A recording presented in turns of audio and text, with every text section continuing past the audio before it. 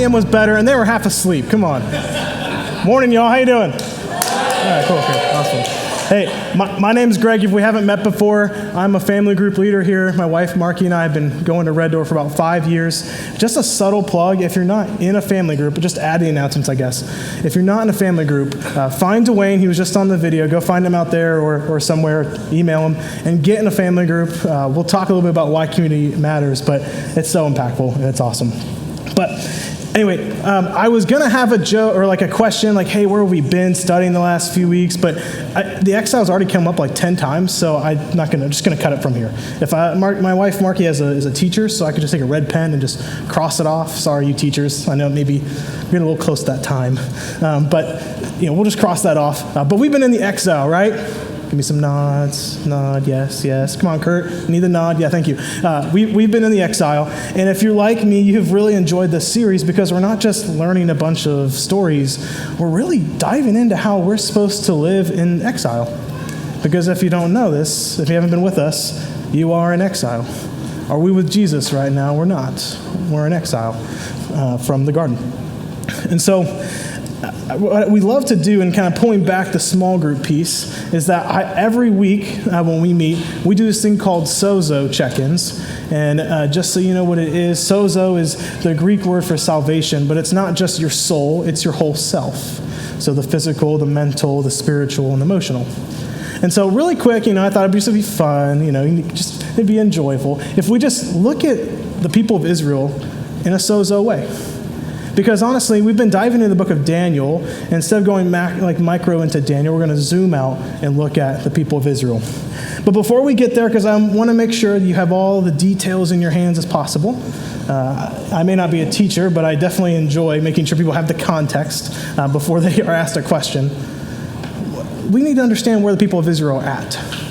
So we said they're in exile. Okay, they're in exile in Babylon. Is Babylon where their home is? No. They had a land back in the ancient Near East, and still today, where they're settled in. That was their land. Now, imagine that's your home. That's all you've known.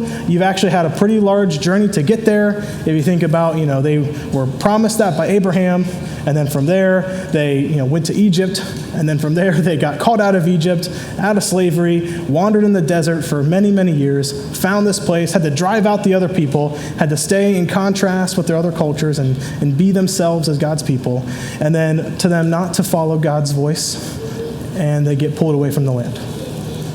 That's kind of where they're at. So, sozo, when we check in, physically, spiritually, mentally, emotionally, we use a 1 to 3 scale. That's highly debated. In fact, we had a small group leader training, and there was like some fists being thrown. It's crazy. All right, so let's try this together. You're going to put up a 1, 2, or 3. So if we're going to, check in on the people of Israel, where they're at physically.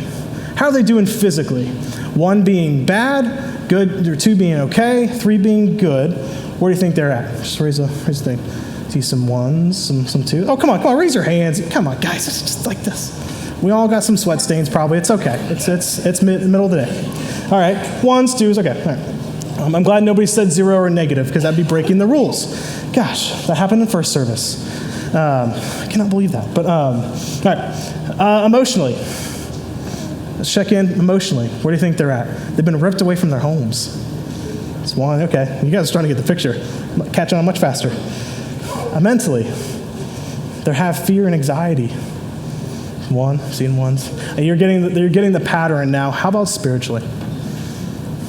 1s. A thumbs down. I like that. Thumbs down. You probably could say -10. Because listen, I'm sure they had things to say about their current situation, right? Listen, if my car or my radio or my coffee doesn't taste right in the morning, I got something to say about it. And that's minor. So if they're in exile away from their land, they're going to have something to say about it, right? Or do you think they'll just hold it in? Do we do that? I do that all the time. So I want to enter into this word into our conversation today. It's lament. Now, it's probably a fancy biblical word that you may not have heard before, but it's sometimes used as to mourn, to grieve, that kind of stuff. But it's much, much more than that. And so let's dive into about what is it, how do we do it, why do we need to do it? And the beautiful thing is it's in Hebrew, lament is not just one word. It's like at least 5 words, probably more. And if I studied Hebrew instead of Greek in college, I might be able to tell you more about it. But we're just going to settle for the 5-ish ways. It's used in verbs like to sigh, to groan, to mourn, to grieve, but also it's used as a noun for poems and songs of sadness. Do you know what all those things have in common? Their expression. Their expressions. Tim Mackey from the Bible Project offers 3 expressions of lament poems in the Bible, and here they are. It's a form of protest, a way to process, a place to voice confusion. All expressions. But do you express verbally, vocally, in community your hurts, your griefs, your pains? I know I don't all the time. Sometimes I do. Or what about protest? Doesn't it seem like a little political here? Like protest? Are we allowed to protest what's happening in our lives to God? Man, are we sure? Places of expression.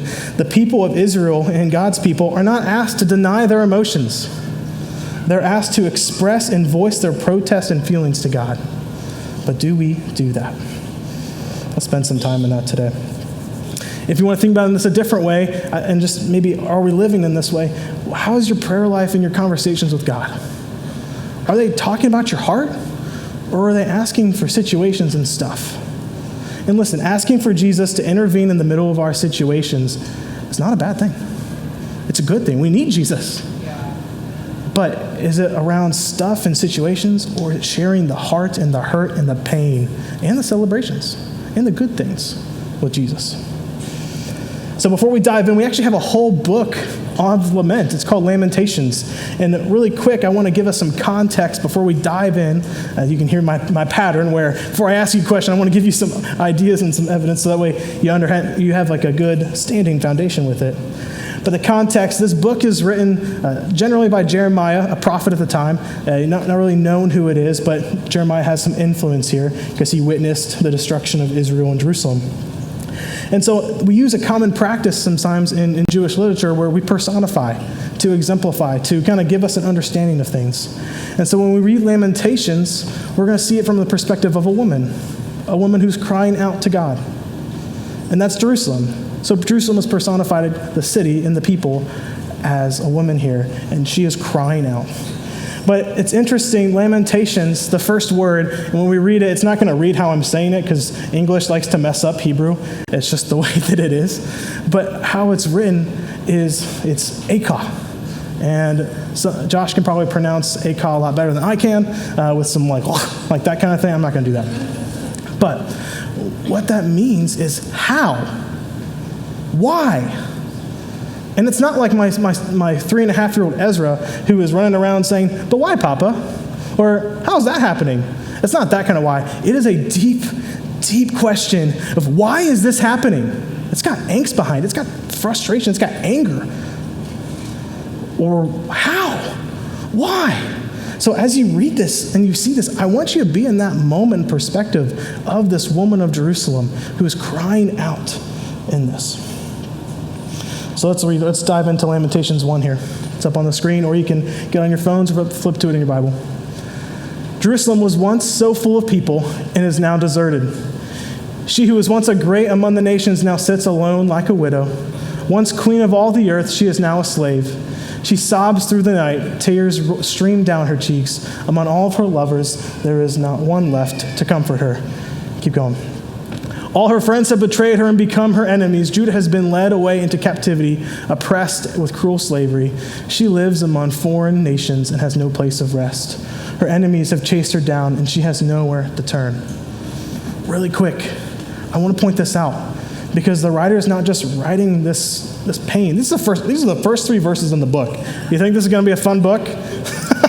It is sorrowful. But really quickly, it's actually an undoing of Genesis 1:26 and 27. God has called us to be fruitful and multiply, fill the earth and subdue it. And subdue is not control, it's create order. And so instead of creating order in Jerusalem here, it's empty. It's gone. The people are gone. It's an undoing of what God has said. And so I just want to get in that mindset, because this is totally radical from what the Israelites believe. Like they are crushed. This woman in Jerusalem is crushed. Let's look at the end of chapter 1 here. There you go. Lord, see my anguish. My heart is broken. My soul despairs. For I have rebelled against you. In the streets the sword kills, and at home there is only death. Others heard my groans, but no one turned to comfort me. When my enemies heard about my troubles, they were happy to see what you had done. Keep going. Oh, bring the day that you promised, when they will suffer as I have suffered. Look at their evil deeds, Lord. Punish them, as you have punished me for my sins. My groans are many, and I am sick at heart. Do you hear the you? Who's she speaking to? She's speaking to God. She's not saying that in a nice way. She's not saying that in a nice way. She is crying out in anger and protest to God. She's crying out in protest and anger. So maybe when we think about sozo, maybe we want to change our numbers down a little bit, maybe go into the negatives there. We might want to. But here's the deal, this exile, if you're not quite fully getting this exile piece, again, their identity is shattered. Their identity is tied into this land for generations and centuries. They were promised this through Abraham, and has gone through kings and judges and all these things to get to this moment where now that's empty. If you want a different picture of this, you can look in the book of Job. And I'm not going to read the book of Job to you right now because that's also a very sad book. But you can flip to it anytime you want. But if you look at Job, I'll give you a quick summary. His life is shattered too. His wife, gone. Kids, gone. Job, gone. Family, gone. Home, gone. Occupation, gone. Everything about his life is shattered. But there's one thing that remained. His faith.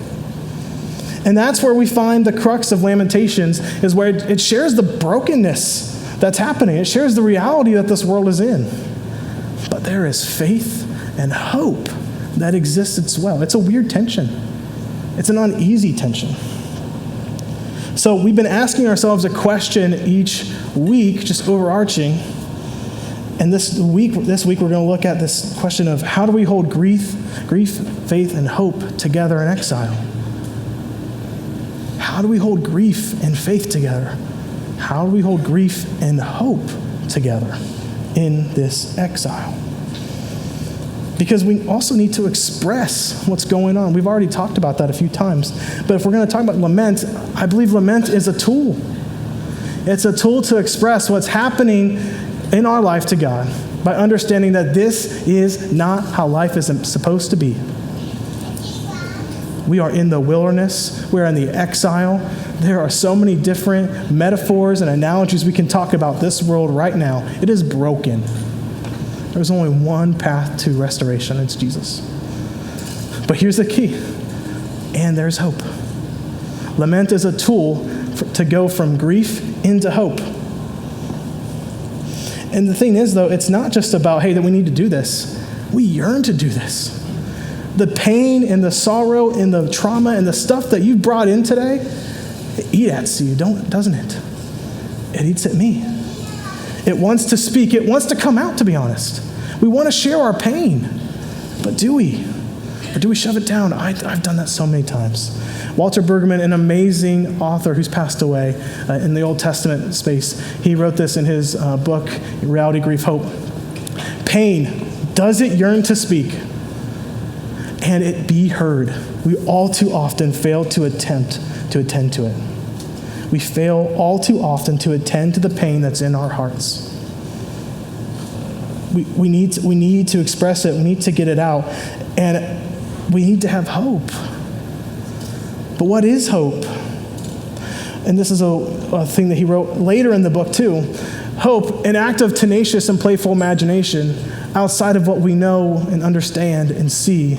It gives a voice to what lies ahead without knowing the direct path to get there. It is a simple and bold claim that the very word of God will be faithful and true. There's a lot of tension in that.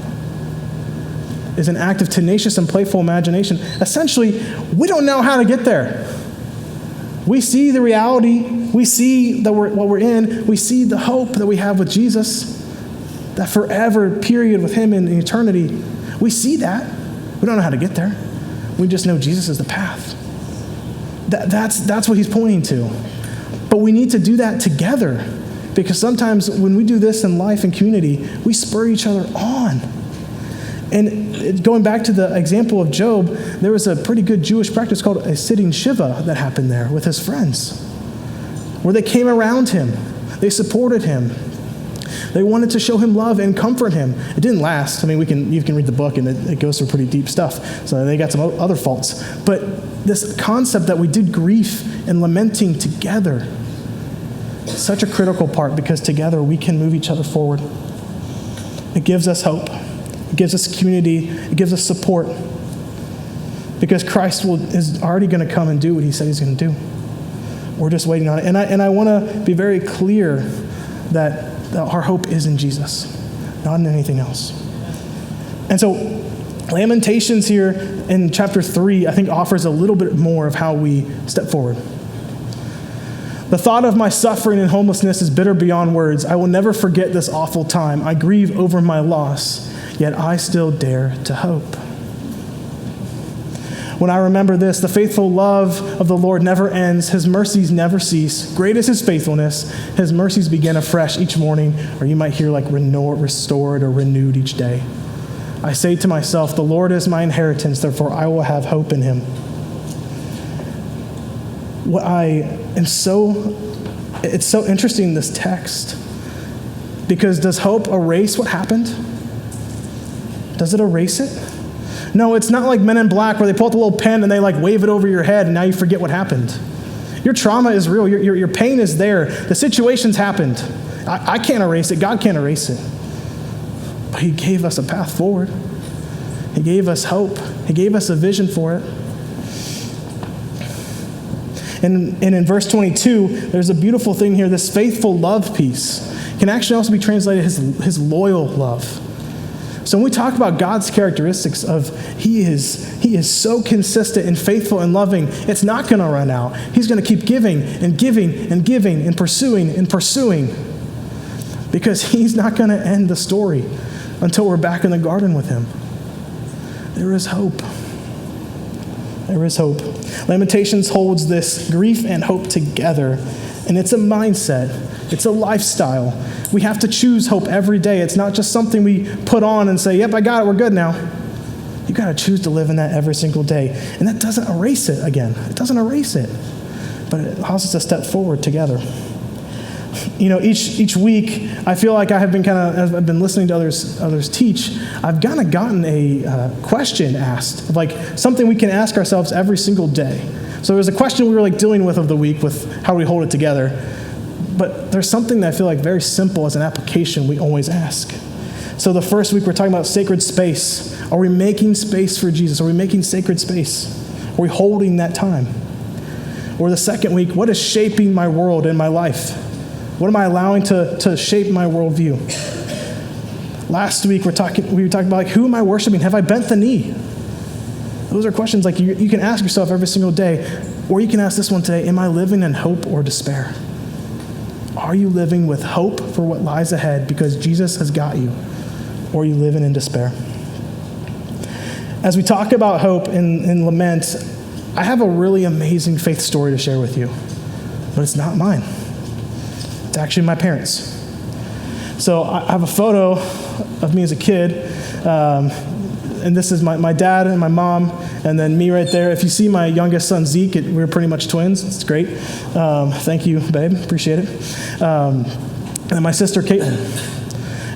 And so we were a family of 4. Average American family. Went to church. Felt like life was good.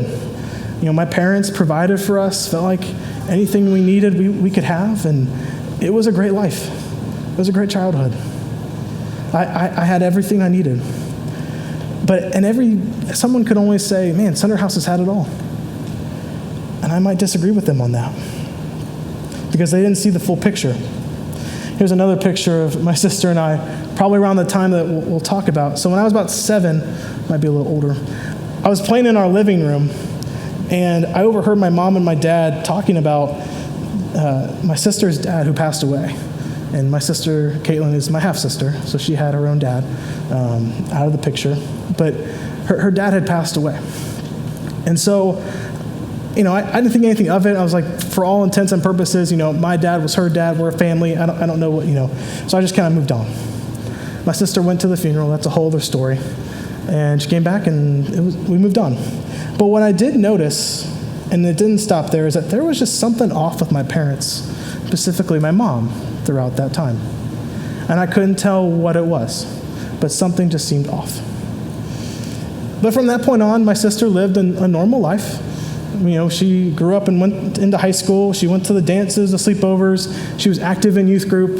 She went on mission trips, first cars, boyfriends, the whole thing. She lived it all. But yet something was still off. But I can remember the day as clear as possible when my mom told me that her and my sister would be at home, awaiting the results of a test. I didn't know what it was for. Again, I said, something felt off, but I didn't know what it was for. And so I just, and I even as I tell it now, I feel the stomach tightening as I did on the bus ride home. But I got on the bus and I'm walking down our driveway. My parents have a super long driveway. I wish they could change that. They can't. But I'm walking down this driveway, and I'm my backpack on, and I'm just slowly walking because I really don't want to walk in the house because there's a reality I have to face. If my mom is really joyful when we come back in the house, she's gonna run to the door. She's gonna greet me like she normally would, full of energy. Everything's good. We can move on. Or the reality that I had to face was that if I walk in the door and it's silent, something happened, and it's not good. Well, I walked down that long driveway, and again, I'm just kind of sitting to myself with my eyes closed like this. God, please let my mom be joyful. Please let my mom be joyful. I walk in and silent. I couldn't hear anything. We have a dog. I couldn't hear her. Just silent. Fills the room.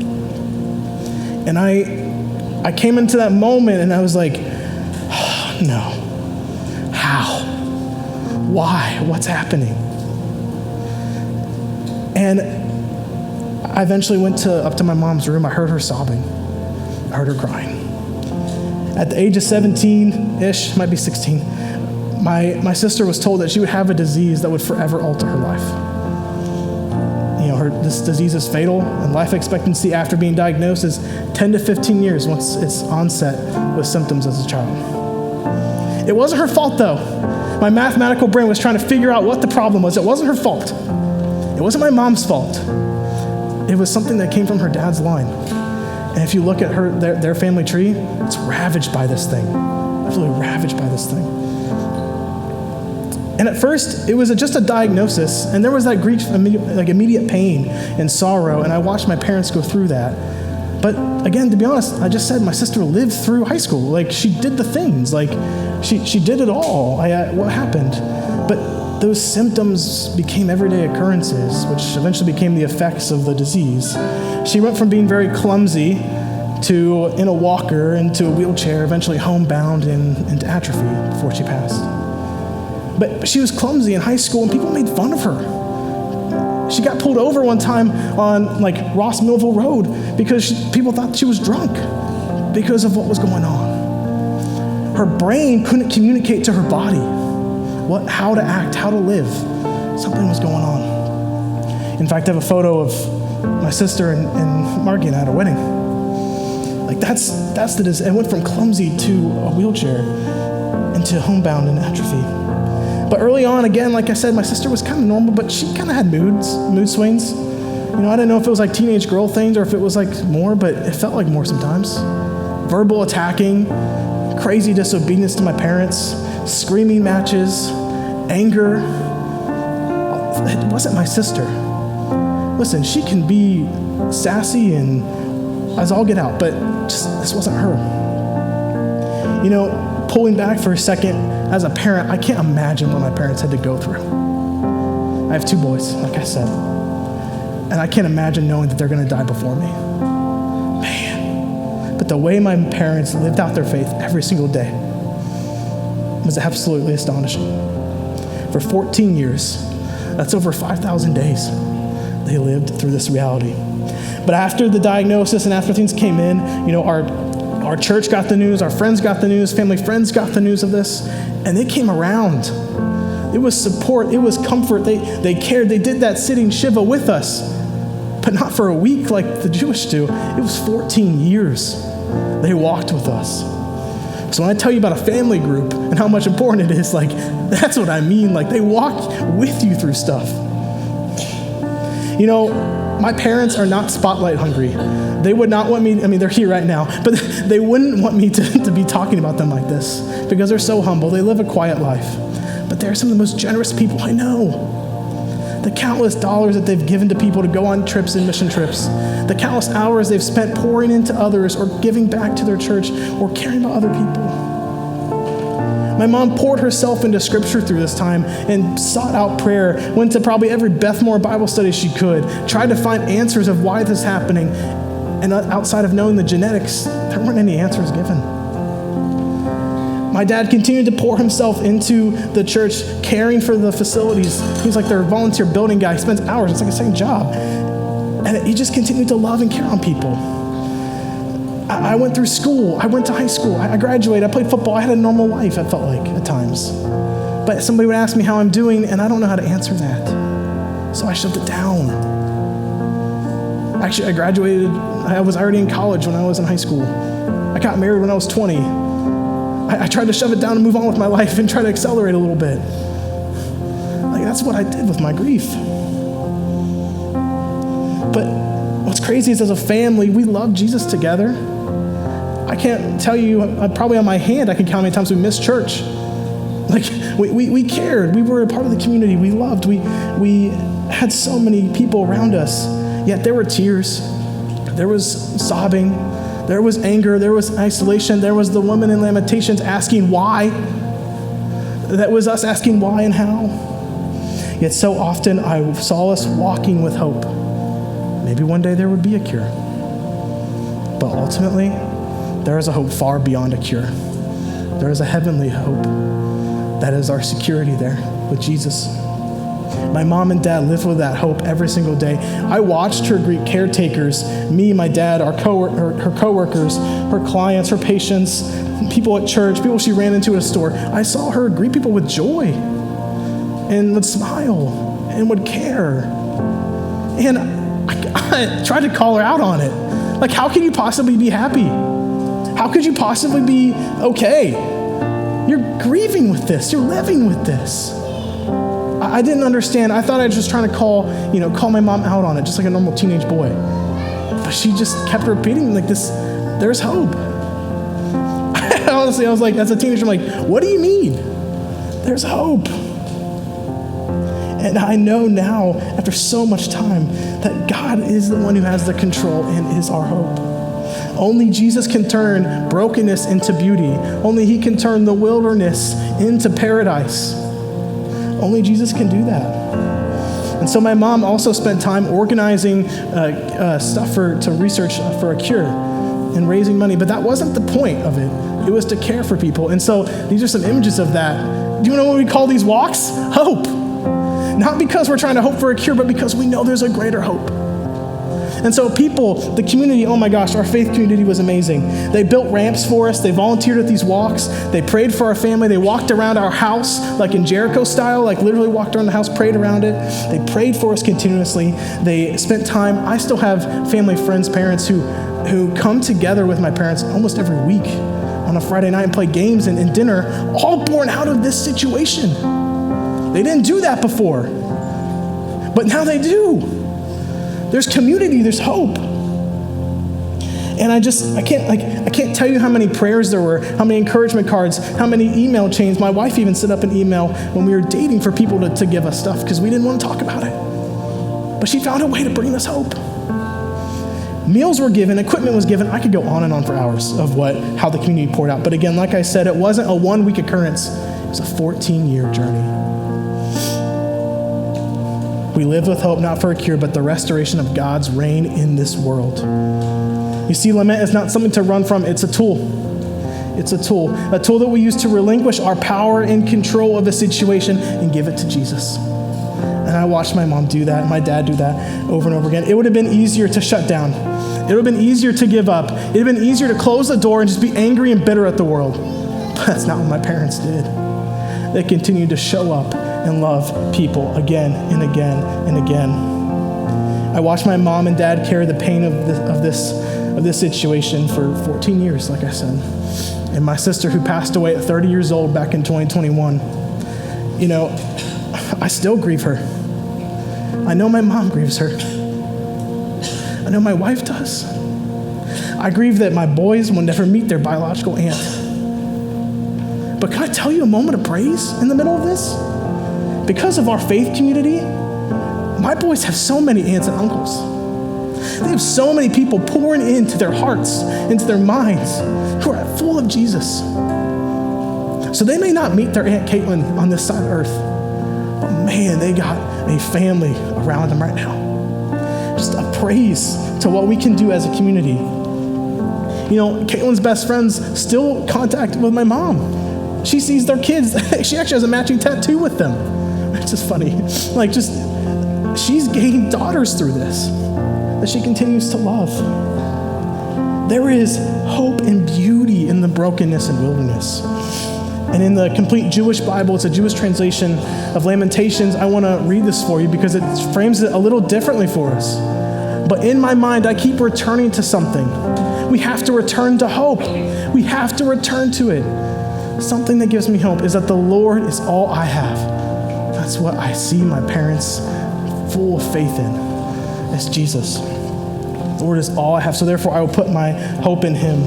Now, my mom doesn't have a theology degree like I do. She doesn't have a podcast. She doesn't have a book.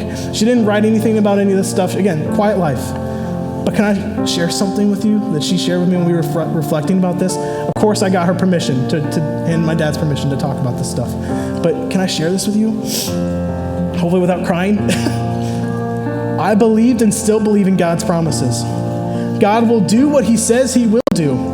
His word says that he will make all things new and that he will wipe away every tear.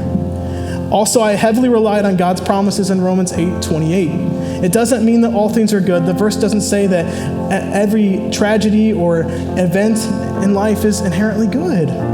Instead, it means that God can take difficult and painful and confusing circumstances and ultimately weave them together for our benefit and glory.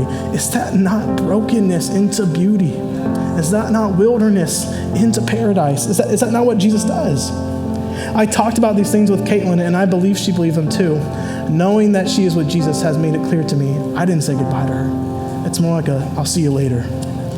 We as believers have that hope. You have that hope.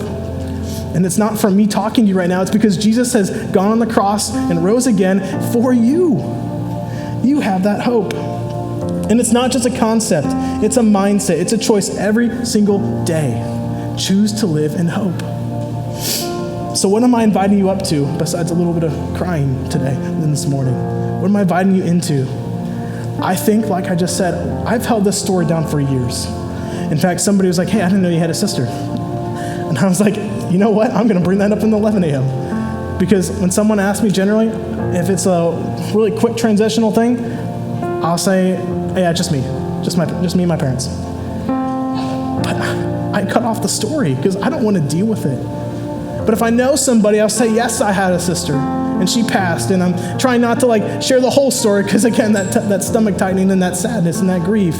But let me tell you, it's such a beautiful story of faith and hope. And so I'm asking you today, and this is an open table, by the way, for communion. I'm asking you today, when you close your eyes and before you come up, and I hope you do come up, I want you to close your eyes and physically imagine maybe the stuff you came in with today. The stuff you came in with, and I know it's heavy. Just lay it down. Lay it down at his feet. Give it all to Jesus today. There'll be prayer later if you want to pray with somebody. I'll be around. People will talk to you. If you need somebody, grab somebody you came with. But I just want you to hold yourself right now. And just hold it and then give it away as you walk up. And I just really want to remind us this morning again, this is an everyday decision. Every day we are faced with the task of choice of loving God and living with hope. I pray that you live into that. Let me pray, and we can stand and take in communion, and the table will be open. God, I just thank you so much for who you are. Thank you so much for the hope that you've given us, the power that your Son has done. We just thank you so much for the ability to be able to stand here and worship you and say thank you. God, we know that you have our burdens and our cares. And we just lay it all on you today. So I just pray that we just continue to lean on you. And as we look at your sacrifice, as we look at the juice and the bread, we just say thank you. We lay everything down on you. In your heavenly name.